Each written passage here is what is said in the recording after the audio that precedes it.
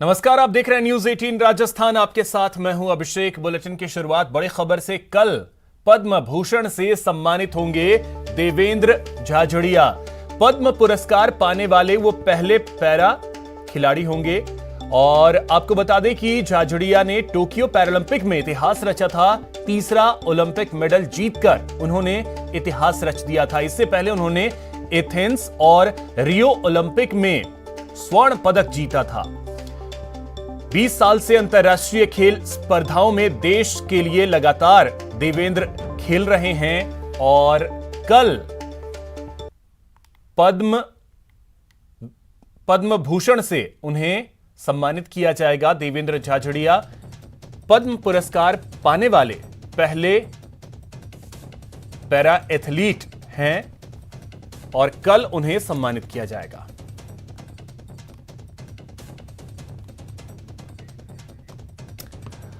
इस वक्त खुद देवेंद्र झाझड़िया जी हमारे साथ जुड़ गए। देवेंद्र जी, बहुत स्वागत है आपका न्यूज 18 राजस्थान पर और साथ ही न्यूज 18 की पूरी टीम की तरफ से आपको बहुत बहुत शुभकामनाएं कल के लिए।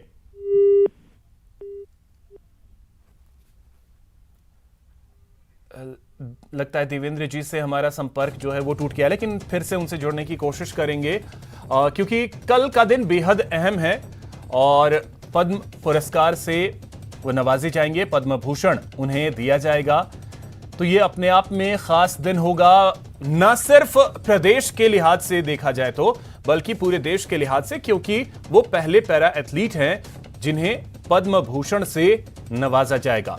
तो देवेंद्र जी खुद हमारे साथ जुड़ गए। देवेंद्र जी, बहुत स्वागत है आपका न्यूज 18 राजस्थान पर और न्यूज 18 की पूरी टीम की तरफ से बहुत शुभकामनाएं कल के लिए आपको। जी धन्यवाद। देवेंद्र जी, क्या एहसास है, क्योंकि आप पहले पैरा एथलीट हैं जिन्हें पद्म भूषण दिया जा रहा है? जी, परिवार के साथ अशोक होटल में दिल्ली में रुका हुआ हूं और बड़ा एक खुशी का पल है मेरे लिए। तो इसमें सबसे पहले मैं माननीय प्रधानमंत्री जी को बहुत बहुत धन्यवाद देना चाहता हूं कि पैरा स्पोर्ट्स में पहली बार पद्म भूषण अवार्ड मिलने जा रहा है। और मैं मेरी तरफ से ही नहीं, मैं तमाम जितने भी हमारे विशेष योग्यजन है उनकी तरफ से भी उनको बहुत बहुत धन्यवाद देना चाहता हूं। और अवार्ड एक्चुअली जब आता है तो साथ में एक जिम्मेवारी भी आती है, तो कहीं न कहीं अब मेरी देश के प्रति जिम्मेवारी और ज्यादा बढ़ गई है। मैं देश के लिए और अच्छा करूं और ज्यादा से ज्यादा मैं मेडल जीत सकूं, देश के लिए और ज्यादा मेहनत करूंगा मैं। बिल्कुल देवेंद्र जी, ये आपने बहुत बड़ी बात कही कि अगर अवार्ड आते हैं यानी आपको जब सम्मानित किया जाता है तो एक जिम्मेदारी भी बढ़ती है। लेकिन हमने देखा है आपको किस तरीके से एथेंस से लेकर के टोक्यो तक का जो आपका सफर रहा है, जमीन से जुड़े रह पाना कितना मुश्किल हो जाता है, जिस चीज का आपने जिक्र किया। जी बिल्कुल, एथेंस आज भी याद है 2004 को, कौन भुला सकता हूँ। मैं तो मेरी लाइफ में कभी नहीं भुला सकता क्योंकि मैं खुद के पैसे लगा करके गया था एथेंस में। लेकिन जब 2021 में टोक्यो पैरालंपिक्स में गया था तो मेरे साथ वो हर सुविधाएं थी, मेरे पास हर फैसिलिटी थी और सबसे बड़ी बात ये थी कि उस टाइम माननीय प्रधानमंत्री जी ने जाने से पहले हमसे बात की कि अच्छा देश के लिए करके आना, दबाव नहीं मानना है देवेंद्र।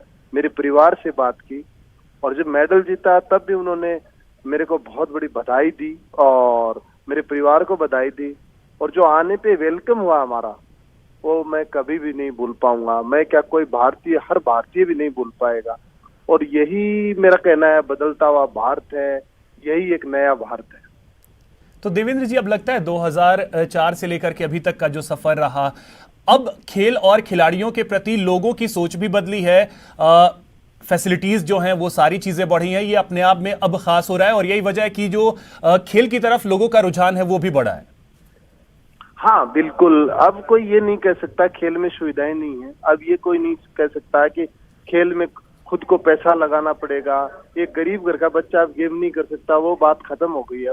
अब यही है कि चलिए खेलिए, अच्छा बेस्ट दिए अपना, क्योंकि सरकार वो हर सुविधा देने के लिए आपको तैयार है। देवेंद्र जी, तो मैं जरा सा एक चीज आपसे ये भी चाहूंगा, क्योंकि देखिए किसी परिचय के मोहताज आप हैं नहीं, हर कोई आपके बारे में जानना चाहता है, सुनना चाहता है, समझना चाहता है। तो एक संदेश आप अपनी तरफ से क्या देना चाहेंगे हर उस युवा के लिए जो खेल की दिशा में बढ़ना चाहता है, चाहे वो जेवलिन थ्रो ही करना चाहता हो? बिल्कुल, विशेष तौर पे जेवलिन के लिए तो मैं कहना चाहूंगा कि भारत का हब बनने जा रहा है जेवलिन का। यहाँ पे ओलंपिक हो चाहे पैरालंपिक्स हो, वर्तमान में यहाँ मेडलिस्ट है और एक माहौल भी क्रिएट हुआ है। लेकिन युवाओं को मैं इतना अपील करना चाहता हूँ कि अपने आप पे विश्वास करें कि मैं ये कर सकता हूँ, डिसिप्लिन में रहें, अपने आप पे कॉन्फिडेंस रखें और मेहनत करें। राष्ट्र हित में जो भी कार्य अच्छा हो वो करें, बिल्कुल मन लगा के करें। चलिए, बहुत शुभकामनाएं देवेंद्र जी, कल के लिए आपको पद्म भूषण से आपको सम्मानित किया जाएगा। बहुत शुभकामनाएं न्यूज 18 की तरफ से आपको। बहुत शुक्रिया आपका हमारे से बात करने के लिए भी।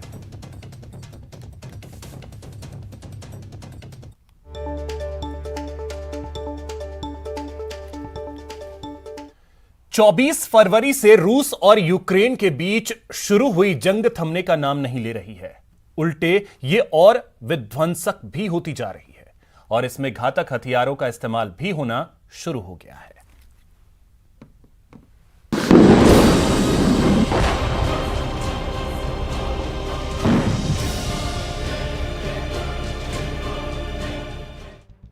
यूक्रेन पर जीत हासिल करने के लिए रूस अब हर वो विध्वंसक कदम उठा रहा है जिससे यूक्रेन तो कांप ही रहा है, पूरी दुनिया भी खौफ में है। जंग में अब रूस ने अपने महाविनाशक हाइपरसोनिक मिसाइल किंझल का इस्तेमाल शुरू कर दिया है।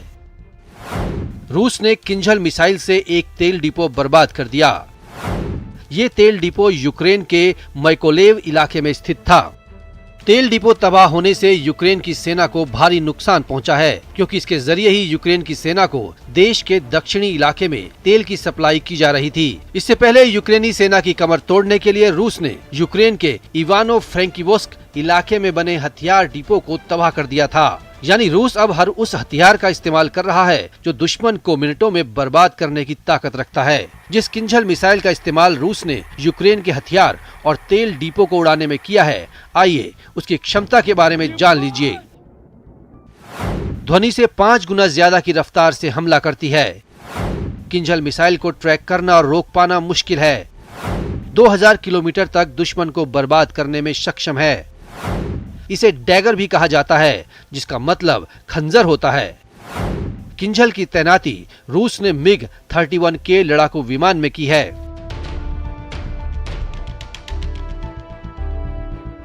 उधर युद्ध रोकने के लिए कूटनीतिक कदम भी उठाए जा रहे हैं। रूस और यूक्रेन के बीच 4 दौर की वार्ता हो चुकी है। यूक्रेन के राष्ट्रपति जेलेंस्की ने भी रूस के राष्ट्रपति पुतिन से जंग रोकने के लिए सीधी बातचीत करने की अपील की है। हालांकि पुतिन फिलहाल ऐसी बातचीत के लिए तैयार नहीं हैं।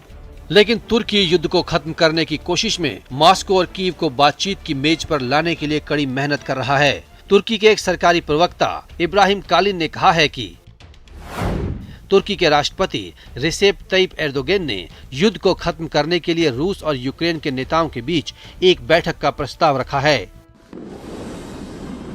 तुर्की को उम्मीद है कि अगर दोनों में से किसी एक पक्ष ने अपने कदम पीछे खींचे तभी सीज फायर हो सकता है। अगर ऐसा होता है तो यूक्रेन को तो राहत मिलेगी ही, दुनिया भी चैन की सांस लेगी। Bureau report, news 18 network. अभी तक किसी भी व्यक्ति की आयु का प्रमाण उसकी 10वीं की मार्कशीट को माना जाता रहा है, लेकिन राजस्थान हाईकोर्ट ने अपने एक आदेश में यह साफ कर दिया है कि अगर आपराधिक मामलों में आयु संबंधित कोई विवाद है तो ऐसी स्थिति में केवल 10वीं की अंक तालिका ही अंतिम विकल्प नहीं है। पहली बार स्कूल के रजिस्टर में दर्ज बर्थडे से भी अभियुक्त की आयु का निर्धारण किया जा सकता है।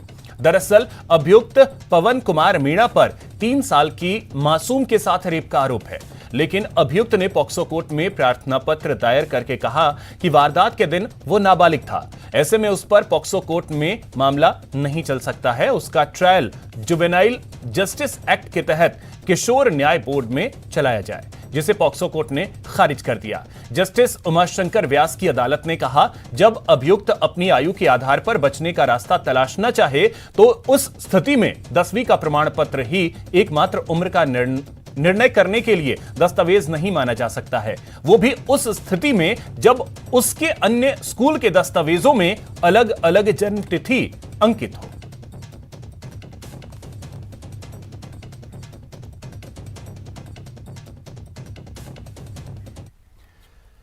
जयपुर, कोटा और उदयपुर इस ठंड में मरुधरा की सबसे प्रदूषित शहर रही। Centre for science and environment के वायु गुणवत्ता को लेकर रिपोर्ट पेश की है। इस रिपोर्ट ने मरुधरा के लिए टेंशन बढ़ा दी है। हालांकि इस रिपोर्ट में कुछ अच्छी बातें भी है। देखिए रिपोर्ट।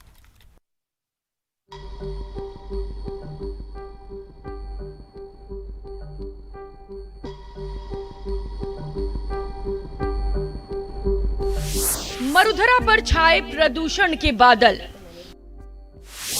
पिंक सिटी बन रही ब्लैक सिटी। झीलों की नगरी में प्रदूषण की गर्मी। कोटा में घुट रहा है लोगों का दम।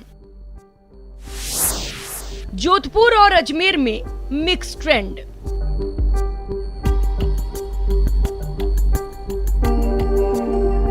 अलवर में सांसें लेना सबसे सुरक्षित। जयपुर, उदयपुर, कोटा में घुट रहा है दम। अभी आपने जो सुना है ये बिल्कुल सही है और ऐसा हम आपको क्यों कह रहे हैं इसके बारे में भी बताएंगे। दरअसल विंटर पॉल्यूशन ट्रेंड पर centre for science and environment ने एक रिपोर्ट पेश की है जिसमें जयपुर, उदयपुर, कोटा, जोधपुर और अजमेर में विंटर में वायु गुणवत्ता को लेकर रैंकिंग की गई है और मरुधरा के ये सभी जिले प्रदूषित पाए गए हैं। विंटर पॉल्यूशन ट्रेंड पर national report. Centre for science and environment ने पेश की रिपोर्ट। 161 शहरों पर प्रदूषण को लेकर सर्वे किया गया।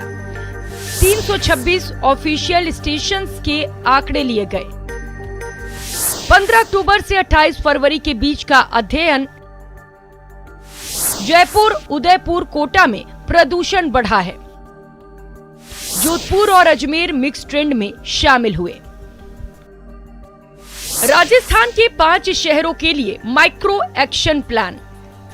ये है जो नॉन अटेनमेंट सिटीज़ हैं पूरे देश में 132, उसमें से 5 राजस्थान में हैं जहाँ पर की एयर पोल्यूशन को लेके चिंताएं हैं।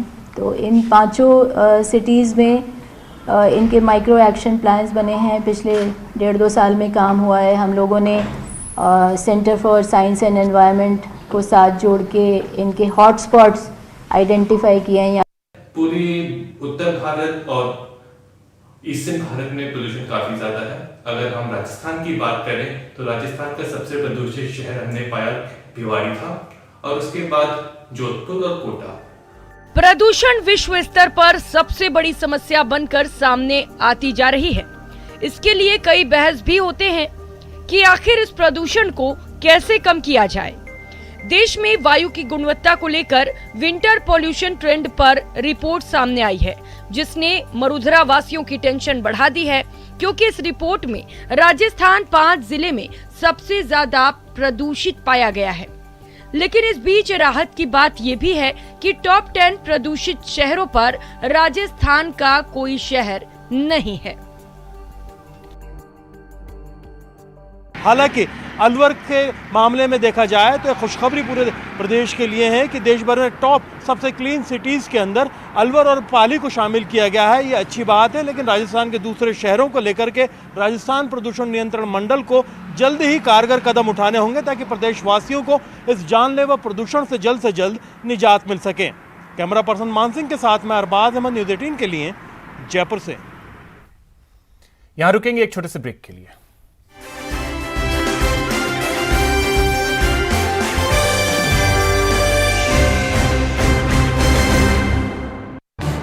इस न्यूज हेडलाइंस के प्रायोजक पेट सफा आयुर्वेदिक जूस। पेट सफा, हर रोग दफा।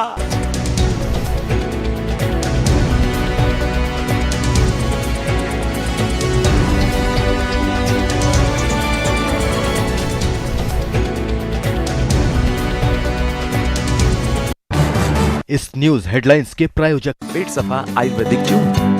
पेट सफा, हर रोग दफा।